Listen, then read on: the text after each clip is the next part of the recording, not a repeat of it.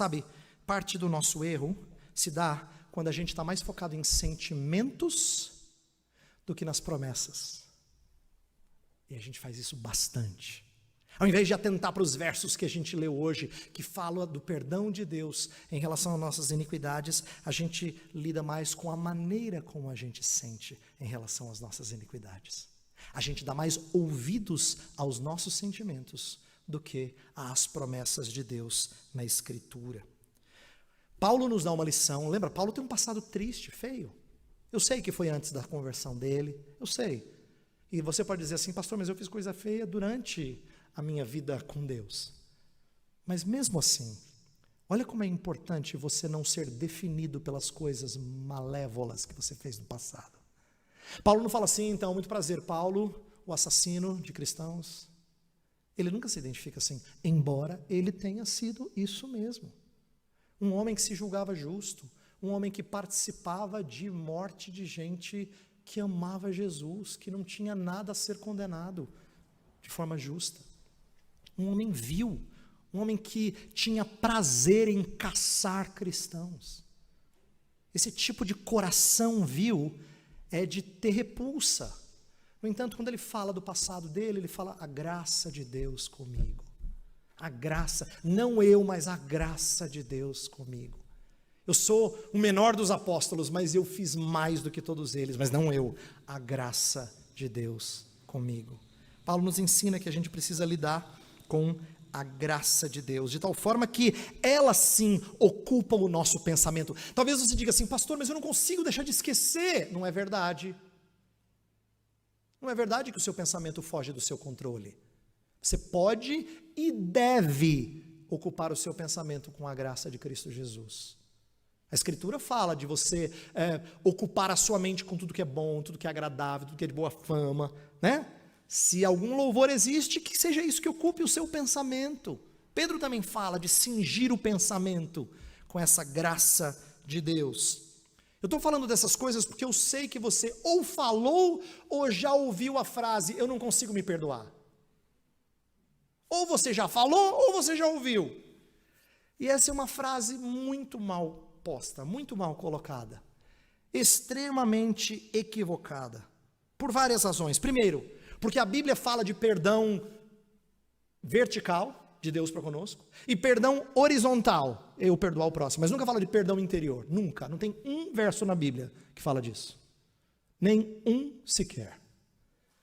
Não existe nada que a Escritura fale, isso é bastante elucidativo, para você entender que todas as vezes que você usa essa frase, ou ouve alguém usar essa frase, não consigo me perdoar, na verdade a pessoa está se colocando na posição de juiz, e desprezando o impacto do perdão divino, como se o perdão de Deus não bastasse. Eu sei que Deus me perdoou, pastor, mas eu não consigo me perdoar.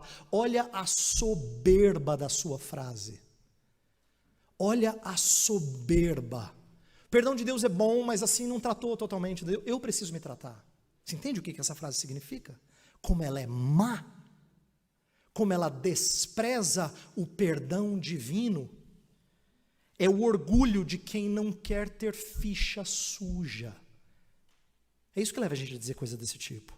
Você fica irado porque você não quer falhar. Eu fico irado porque eu não quero falhar. É por isso que a gente fica irado. É por isso que a gente diz, não consigo me perdoar. Você gostaria de não ter ficha suja. Como isso é mal. Como isso é um espírito de autossuficiência, da qual eu e você temos que nos arrepender. Sabe, eu tô destacando isso porque eu quero que você entenda que Jacó é o típico exemplo de alguém que define a sua vida de acordo com a amargura ou com a culpa que carrega. Às vezes a gente faz isso, a gente reduz a nossa história àquilo que a gente fez ou àquilo que a gente sofreu. É uma maneira muito reducionista de descrever a nossa história, quem nós somos. Mas é isso que pecado não tratado faz, é isso que passado não tratado faz. E nessa hora, quando a gente diz assim, eu fiz bobagem, sabe? Isso não deixa de te atormentar. Ou, eu fui muito machucado, viu? E é isso que te emociona. Problema. Porque isso mostra que você dá mais destaque, mais força ao mundo quebrado do que à grandeza da redenção de Jesus Cristo. Por isso eu queria terminar dizendo para você o seguinte: a gente precisa de Cristo. Precisa de Cristo. Mesmo você que é cristão, eu sei que você diz que já fez profissão de fé, já batizou, você é um crente que está na igreja aqui há bastante tempo. Pastor, minha família aqui está há tanto tempo, não importa. Você continua precisando de Cristo para duas coisas. Primeiro, para perdoar, não é? A gente precisa de Cristo para perdoar porque, na verdade, nós somos parecidos com o Jacó do final do capítulo. A gente tem dificuldade com as feridas que mais nos machucam.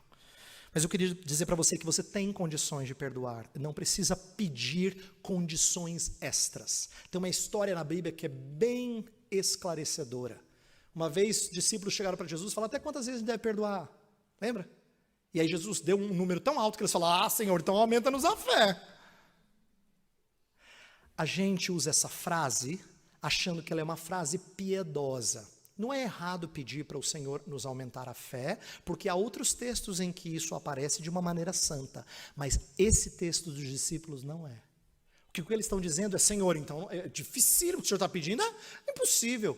E aí Jesus diz assim, se a fé de vocês for do tamanho de um grão de mostarda, ele pegou a coisa menor que eles conheciam, vocês já conseguiriam fazer coisas muito maiores.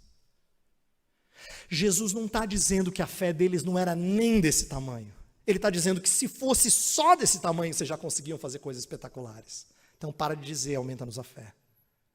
Se você recebeu a misericórdia de Cristo Jesus, se ela inundou a sua vida, você tem totais condições espirituais de perdoar quem te ofendeu. E nós precisamos de Cristo para obter perdão. Talvez o seu problema é que você ainda não desfrutou disso, isso ainda não trouxe bálsamo ao seu coração, tem coisas que ainda atormentam a sua consciência. E sabe, vencer a sua culpa é algo que você não consegue fazê-lo. Você precisa de Cristo novamente para ser enchido do seu perdão e da sua graça.